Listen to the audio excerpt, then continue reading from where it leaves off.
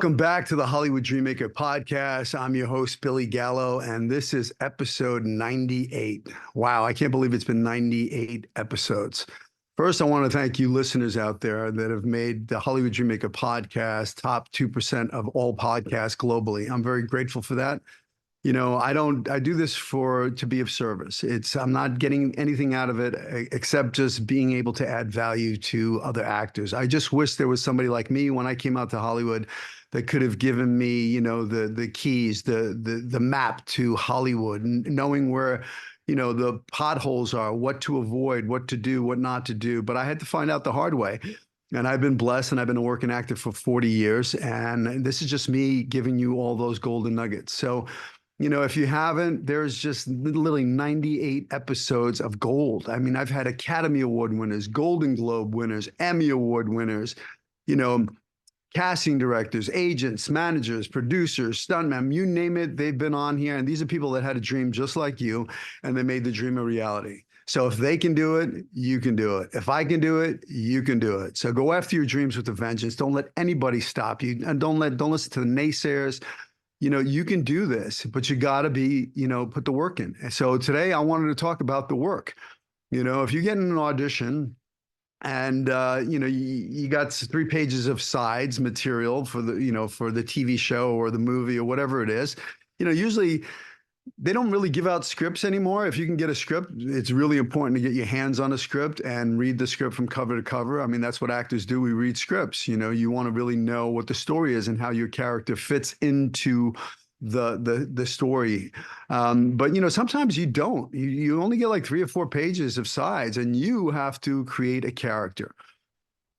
So, not to throw shade on anybody, but most actors are lazy, right? Most actors just kind of memorize the lines and, hope they don't forget their lines and hope somebody likes them. And you don't want to be that actor. Okay. So I'm going to teach you right now how to outwork, outprep, outchoice the other actors.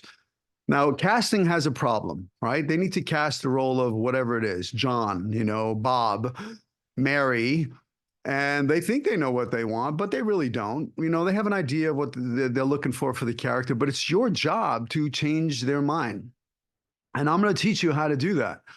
Okay. You can't go into an audition hoping to get the part. Your job is to create a character, have fun, play, be in that room, whatever. If you're in the room or you're doing a self-tape, every audition is an opportunity for you to create a character, to work your crafts. So don't go into auditions like wanting to get anything. Just go in there to be of service, to add value, to show them who the character is. Your questions are really important. It's all about choices, okay? Talent lies within your choices. The bigger, the bolder, the stronger your choices, the better you're going to be. Okay? I like to start with the first question is who am I? Right? If I pick up this character and it says Bob, okay, well, who's Bob? What's Bob's last name? Where did Bob grow up, right? What was Bob's childhood like? Is Bob married? Is Bob divorced? I mean, these are choices. Once again, it's all about choices. So you want to create a character and you want to make some big, bold, strong choices, right? That's going to affect how you behave. If I told you your character grew up in Brooklyn, New York, and he's Italian and his name is Bob Marino, well, Bob Marino is going to talk a little different than Bob Hernandez that grew up in East LA and is Mexican. Okay. So, this is a choice. Once again, you want to know who you are. Everything about you. I mean, do a character analysis. Ask questions about your character. If I ask you, tell me about you. Who are you? Your highs, your lows, everything about you. You're going to be able to tell me your life story. You're going to tell me about what happened when you were a child and you got bullied at school. You're going to be able to tell me that you had an abusive parent. You're going to be able to tell me that your parents got divorced, or maybe you had great parents and you grew up in Beverly Hills and your father was a movie producer. I don't know, but these kind of choices are going to affect your performance. Okay. It's all about choices. Maybe your wardrobe is going to change because, you grew up in Brooklyn. Maybe you wear a leather jacket. Maybe you got I don't know. Maybe you wear a freaking gold chain because you're a product of that environment. You grew up in a certain neighborhood. If I said you grew up in Malibu, I don't know. Maybe you're wearing flip-flops and board shorts. You're a surfer dude. You tell, hey, dude, all right, dude, but this is a choice. Once again, this is how you outwork, outprep, outchoice the other actors because they don't know. If you see them in the lobby and you go, hey, Bob, what's your last name? They're going to go, I don't know. It didn't say so in the script. Hey, Bob, where'd you grow up? I don't know. They don't know. Okay. You will know. Okay. You want to know more about the character than the writer who wrote it. Why? Because it gives you confidence. Because you come in and it's not really you coming into you don't want to be the actor in the audition trying to get the part. Okay. You want to be the character. Okay. You want to create a character. So it frees you up because it's really not you, the actor. It's the character in the given circumstance of the scene fighting for whatever it is they need. Right. So I like to start with who am I? I am. I want. What do I want in the scene? What do you want in the scene? You want to look at a script and you want to be a detective and you want to ask yourself, why did the writer write this? And look for the clues and know what your character wants in the scene, right? And what's in the way of them getting what they want? That's an obstacle, right? And the way to get your need fulfilled, you're going to have to take an action, right? You're going to have to, whatever, manipulate, charm, whatever your choices are, you're going to keep hitting an obstacle. You're going to keep making choices, taking actions to get what you want. Now you got to know why you want it. Like, what's at stake if you don't get it, right? Make a big choice, life and death, high stakes, right? Because it's going to give you something to play. So you got to know what you want and why you want it and what happens if you don't get it. So I like to go, I am, I want, I need. What do I need? Why do I need it? Right? What am I feeling right now? Okay. I'm feeling angry. I'm feeling jealous. I'm feeling frustrated. I'm feeling whatever it is. You want to, play with that.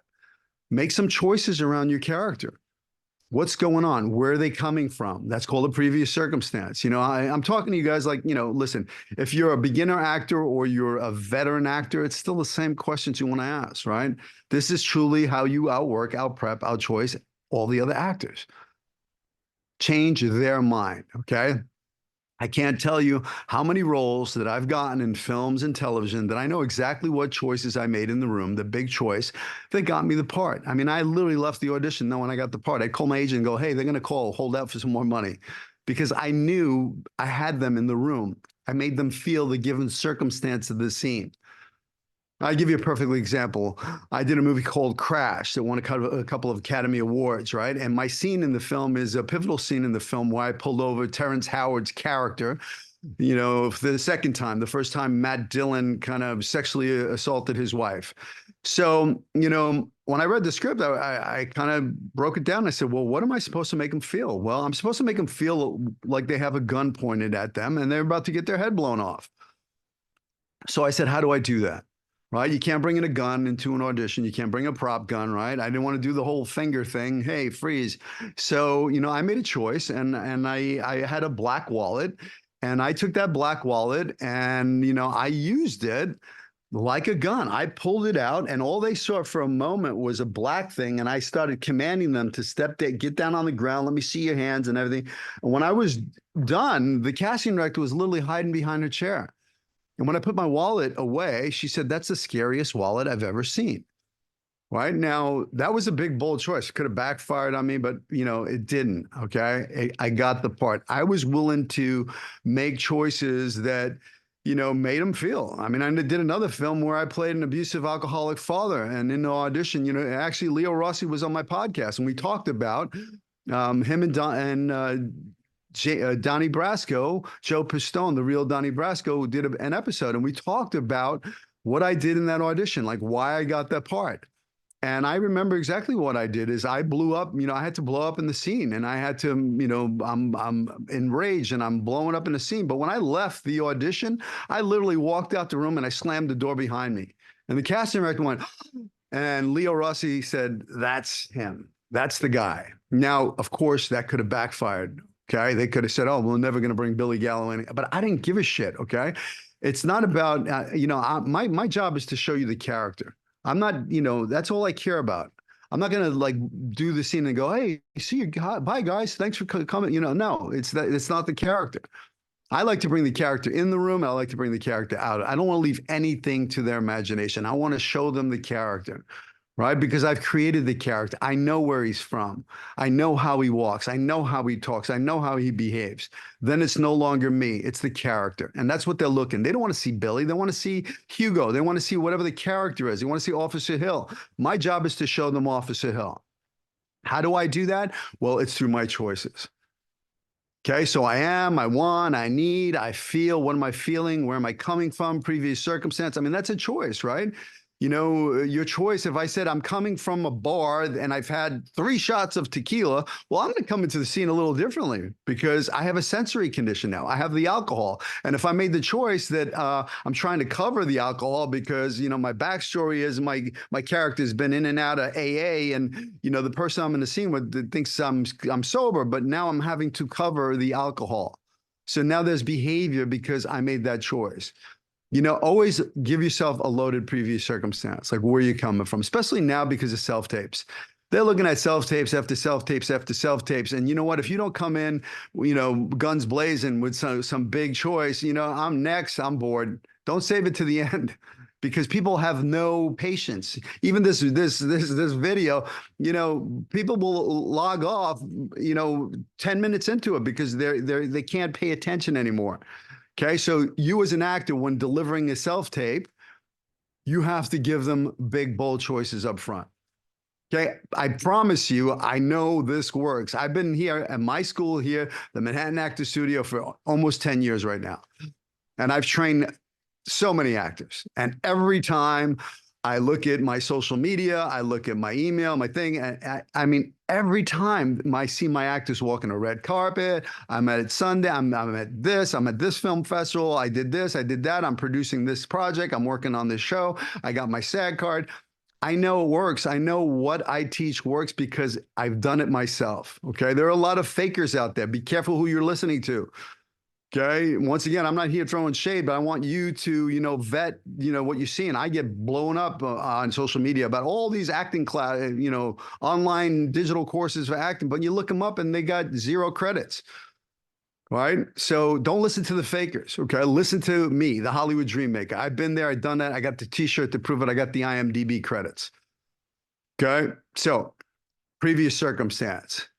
How about a ticking clock? Where's my character going? If there's an Uber waiting outside? Okay. Now I have a ticking clock. I got to go because there's a car waiting outside for me. Okay. I have to get to the hospital to see my child.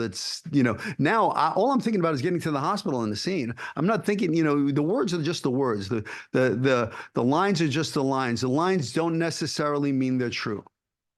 Okay, so you want to make some choices. How about a secret? Give yourself a secret. I know I'm throwing a lot of stuff at you, but that's the kind of work you want to do. You want to make all these choices, right? And then you kind of let it all go and you bring that character in and you play, right? Now I have, because I made my character from New York, I have the wardrobe and I said he's Puerto Rican, so I got a Puerto Rican accent, I'm my behaviors. He grew up in a rough neighborhood, so he's kind of got a hard shell on him, because as a little boy, he had to protect the little boy, and he put this hard shell. So now when he walks around, you see the residue of his public persona, the mask that he created to survive on the streets. Once again, I'm making shit up. Your job is to make shit up. Okay. You want to know more about the character than the writer who wrote it, because the writer didn't write all that. You did. Okay. And that gives you confidence. And then you can come into a room and you can play. Once again, you want to outwork, outprep, outchoice all of the other actors. Okay. I guarantee you, if you start doing this kind of work, I mean, really knowing your social qualities, your moral quality, like who are you? Like, what do you believe in? What's your nationality? Are you a Democrat? Are you a Republican? Are you a cat person? Are you a dog person? Heroes, idols. I'm just create your childhood. Create those events. If I ask you what events, those highs and lows in your life that made you who you are, you want to make those choices, right? I mean, it's a little girl that mommy flushed her goldfish down the toilet. And her need was to save her little fishy, but she couldn't, right? Because mommy flushed it down the toilet. Well, she grows up and she creates her public persona. Her job is like president of Save the Whales, because now she's going to save all the little fishies because her need to save her fishy was unfulfilled. That's where it comes from, those childhood needs, right? I'm an actor because I needed to be loved. I didn't get the love that as a child, the attention. The only time I got attention was when I was jumping around and performing. And that's the only time I really, truly felt love. So that's why I'm an actor. I was uncomfortable in my skin as a little boy. So it was a lot easier for me to become somebody else. I had a lot of pain, a lot of anger. It was a way for me to get rid of it and give it to a character and expose that.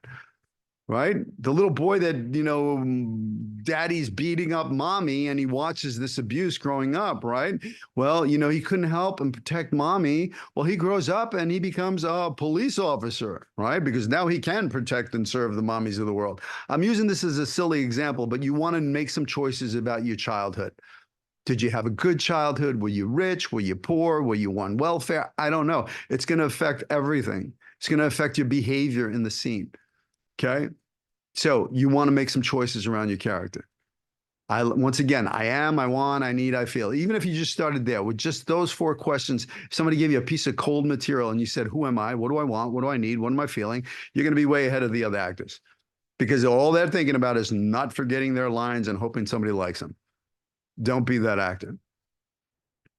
Big, bold, strong choices. Okay. So, secrets are fun, right? If you want to have secrets, if I told you the secret was my character was previously at the bar, and now I got to cover the fact that I had a sensory condition. If you don't know what a sensory conditions are fun to play, right?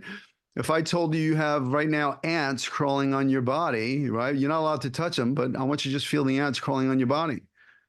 Now, maybe you're doing a scene with somebody that, you don't like them, right? They make your skin crawl, or maybe it's a smell, like something smells fishy, something smells horrible, or you got a bad taste in your mouth.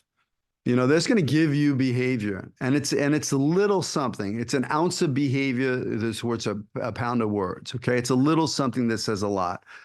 Okay, so play, explore. How about, I love animal work. If my character were an animal, what animal would they be? Right? And try stuff on. If I said you're a giraffe, you're going to sit a little differently. Or I said you're a gorilla, your behavior is going to change. Try, an animal, because what an animal does, it gets you out of your behavior. You walk differently. Maybe the voice comes from the choice of the gorilla or the lion or whatever it may be. Maybe it's a wardrobe choice, right? I always look for my character. What animal is my character? Right? When I did that film where I was the abusive father, and I was a Doberman pinscher. I watched Dobermans. My hair was slicked back. I had the goatee, the whole thing, the way I moved, was Doberman.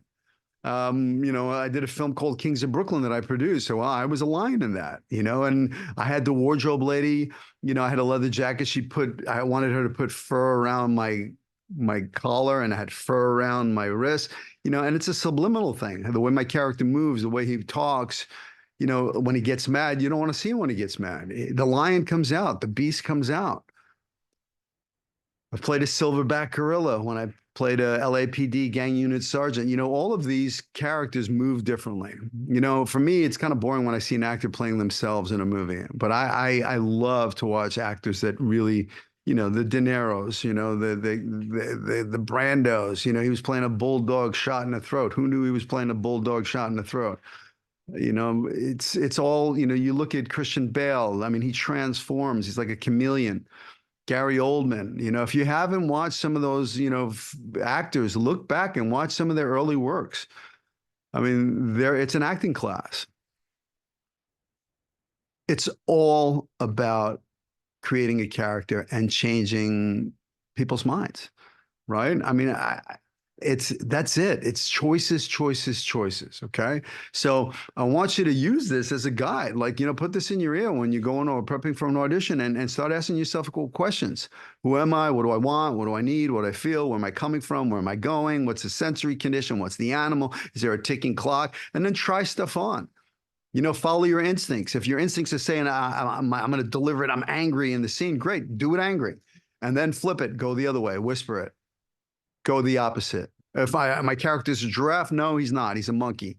Try that on. See what, choices are like t-shirts, right? You try them on, right? And you go, oh, this one's too baggy. I don't like this one. Oh, I don't like the color of this one. Then you find one that you like and you go, oh, this one's just right. I like this one and I'm going to wear it. Right? So, try stuff on as an actor.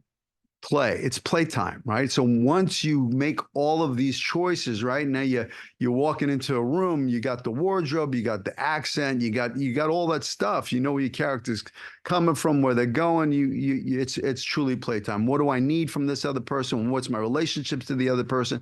What's at stake right now? Why I need it? If I don't get it, what happens? Okay, choices, choices, choices. And then you guys got to be consistent, okay? You got to work on your craft all the time. There's no excuses. Nowadays, you know, if you're not getting auditions, well, you know what? Go on your phone, search up monologues, figure out what's your cast ability. Yeah, I see myself playing a cop. Cool. Find a cop monologue.